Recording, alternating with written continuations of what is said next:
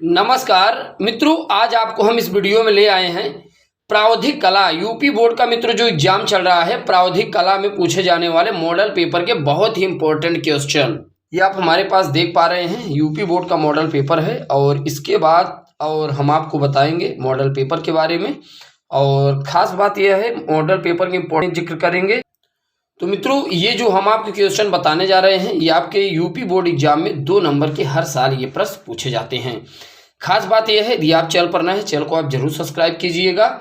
यहाँ पर देखिए पहला क्वेश्चन क्या कह रहा है।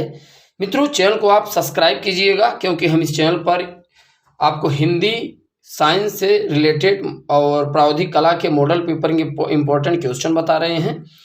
किस रंग के समावेश से टिंड बनता है? मित्रों, किस रंग के समावेश से टिंड बनता है? तो सफेद रंग के समावेश से टिंड बनता है। राइट, ये मित्रों आप नोट डाउन कर लीजिएगा, बहुत ही इंपॉर्टेंट क्वेश्चन है। किस रंग के समावेश से टिंड बनता है? तो सफेद रंग के समावेश से क्या बनता है मित्रों? टिंड बनता है।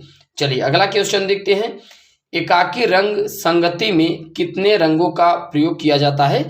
तो मित्रों अगर बात करें एकाकी रंग संगति में कितने रंगों का प्रयोग किया जाता है, तो एकाकी रंग संगति में एक रंग का प्रयोग किया जाता है। यहाँ पर ध्यान दीजिए, एकाकी मतलब होता है एक। किसी अगर कोई आप ऐसा फिगर ड्रा कर रहे हैं जहाँ पर केवल एकाकी रंग प्रयोग होता हो, अगर लिखा हो एकाकी रंग प्रयोग करके ये फिगर आप ड्रा कीजिए, तो वहाँ पे आपको केवल एक कलर का प्रयोग करना है। एनी वन समथिंग, कोई भी कलर आप यूज कर सकते हैं। तो ये इस टाइप के क्वेश्चन में आते हैं। चलिए अगला देखते हैं। ज्यामितीय आलेखनों में से किस प्रकार की रचनाओं का प्रयोग होता है?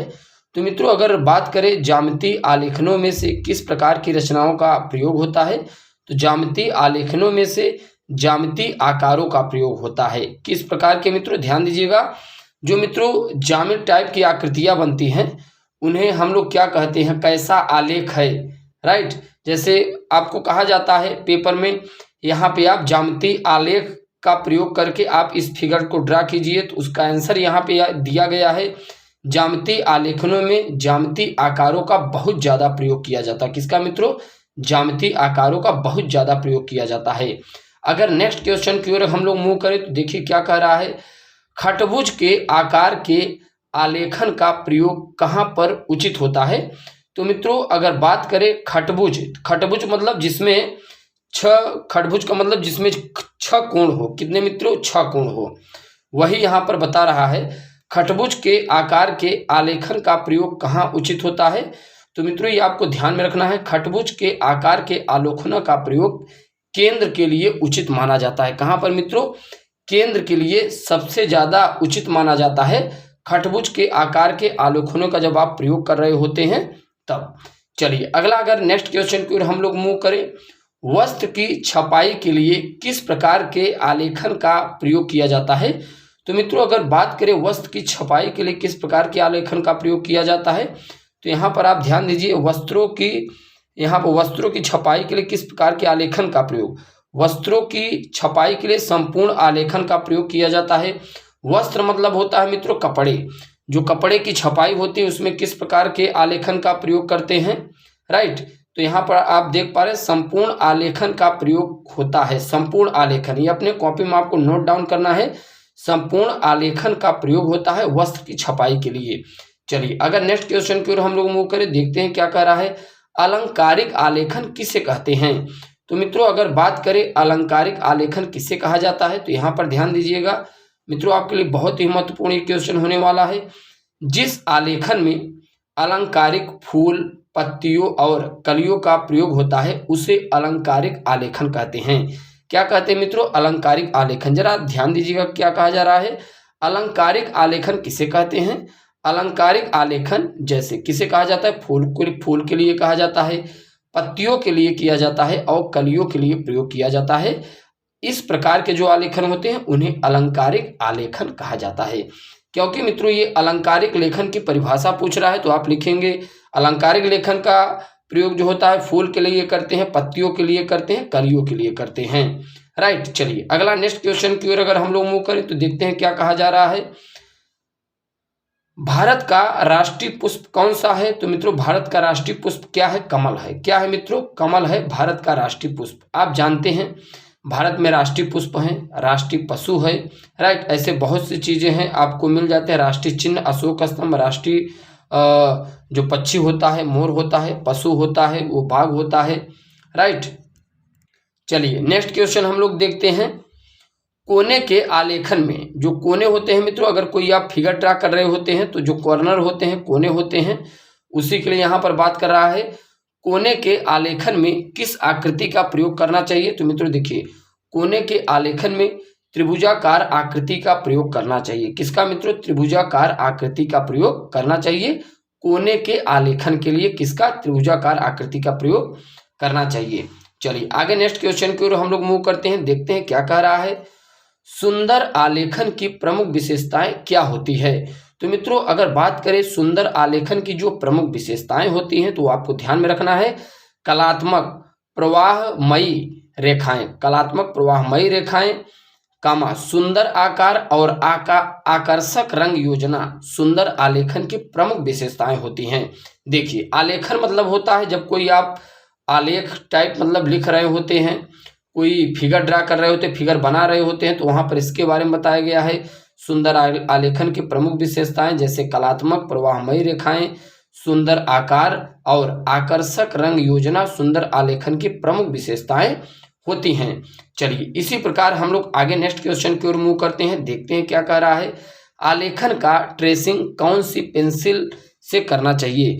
तो मित्रों ध्यान दीजिएगा, आलेखन का जो ट्रेसिंग होता है कौन सी पेंसिल से करना चाहिए? तो यहाँ पर ध्यान दीजिएगा आप, आलेखन का जो ट्रेसिंग होता है 2B पेंसिल से करना चाहिए। किससे मित्रों? 2B पेंसिल से करना चाहिए।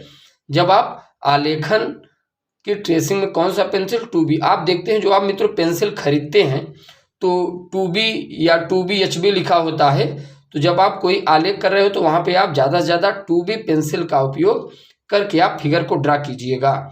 चलिए आगे नेक्स्ट क्वेश्चन की ओर हम लोग मूव करते हैं, देखते हैं क्या कह रहा है। आलेखन बनाते समय किस नंबर के ब्रश का प्रयोग करना चाहिए? तो मित्रों ध्यान दीजिएगा, आलेखन बनाते समय सदैव किस नंबर के ब्रश का प्रयोग करना चाहिए?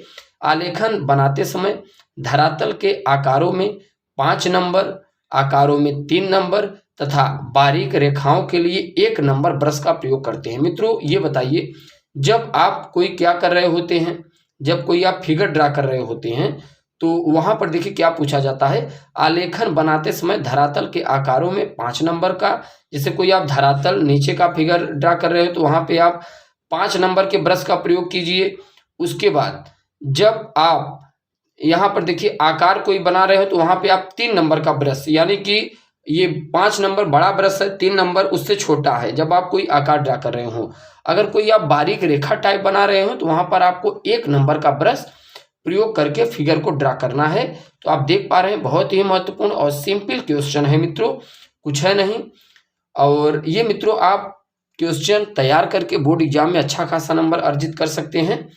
कला कितने प्रकार की होती है? तो मित्रों देखिए कला जो होती है वो 2 प्रकार की होती है। कौन कौन? एक उपयोगी कला होता है, दूसरा ललित कला होता है। तो अभी हम ये जो आप देख पा रहे हैं 2-3 क्वेश्चन है, तो यहाँ पे हम आपको समझाएंगे आखिर में उपयोगी कला क्या है, ललित कला क्या है। आपके मन में यह विचार भी आ रहा होगा कि आखिर में उपयोगी कला क्या है, ललित कला क्या है। तो चलिए हम आपको ललित कला के बारे में जिक्र करके बता रहे हैं। ललित कलाएं कौन कौन सी हैं? तो मित्रों अगर बात करें जो ललित कलाएं होती हैं तो ध्यान देना है, एक मूर्ति कला हो जाता है, दूसरा साहित्य कला हो जाता है, तीसरा संगीत कला हो जाता है, चित्र कला हो जाता है और वस्तु कला हो जाता है। ध्यान दीजिए, मूर्ति कला मतलब यह होता है जैसे आप कोई मूर्ति वगैरह बना रहे होते हैं। साहित्य कला का मतलब यह होता है मित्रों, आप देखते हैं साहित्यिक जीवन परिचय, कोई कवि होते हैं, लेखक होते हैं, उनकी फिगर ड्रा करना होता है तो वहाँ पे साहित्य कला। संगीत कला मतलब मित्रों संगीत से संबंधित है। चित्र कला मतलब जब आप कोई चित्रकारियाँ बना रहे हो। वस्तु कला मतलब कि बहुत से वस्तुएं हैं, जब उन्हें आप बनाकर उन्हें आप एक अच्छे कला के रूप में ढाल रहे हो तो ये उसके लिए बताया गया है। अब देखिए ये आपका ललित कला हो गया, ये ललित कला के बारे में बताया गया। ललित कला 5 होती हैं। इसके बाद आ जाता है मित्रों आपका उपयोगी कला। देखिए उपयोगी कलाएं क्या हैं? उपयोगी कलाएं वे हैं जो मनुष्य के दैनिक जीवन में महत्व रखती हैं। मित्रों जो आप दैनिक जीवन में सबसे ज़्यादा कलाएं उपयोग करती हैं वो दैनिक जीवन में मनुष्य के ज़्यादातर उपयोग होती हैं, वो उपयोगी कलाएं कहलाती हैं। अगला नेक्स्ट क्वेश्चन देखिए, उपयोगी कला कौन कौन सी होती हैं, जैसे आप व्यंजन कला है, व्यंजन मतलब पकवान वगैरह होता है, पाक कला है, सिलाई कला है इत्यादि। तो चलिए मित्रों, चैनल को आप जरूर सब्सक्राइब कीजिएगा। बाकी नेक्स्ट वीडियो के साथ मुलाकात करते हैं। जय हिंद, जय भारत।